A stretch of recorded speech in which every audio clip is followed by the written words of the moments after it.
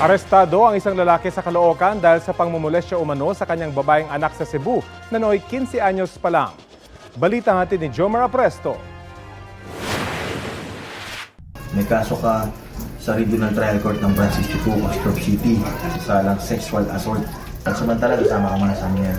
Bitbit ang warrant of arrest, hinuli ng mga tauhan ng Barbosa Police Station ang lalaking ito sa Caloocan City. Yan ay matapos niya umanong molestyahin ang kanyang 15 anyos na anak na babae sa Cebu noong 2023. Lasing siya, may pinasok siyang kwarto, akala niya daw yung pinasok niya is kwarto nila, and then niyakap niya yung tao sa loob. Yung pala anak niya.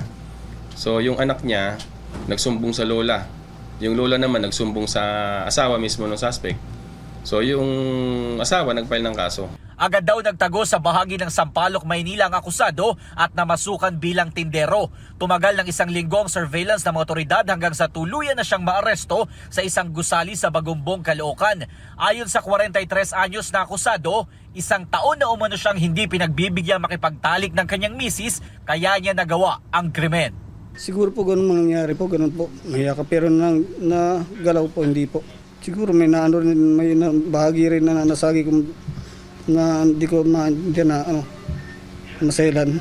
Humingi siya ng tawad sa kanyang pamilya. Nakakausap niya rin daw ang kanyang pamilya at nagpapadala siya ng sustento sa kanila. Sa ngayon ay mananatili sa kustodiya ng Barbosa Police Station ang akusado habang hinihintay ang commitment order ng korte.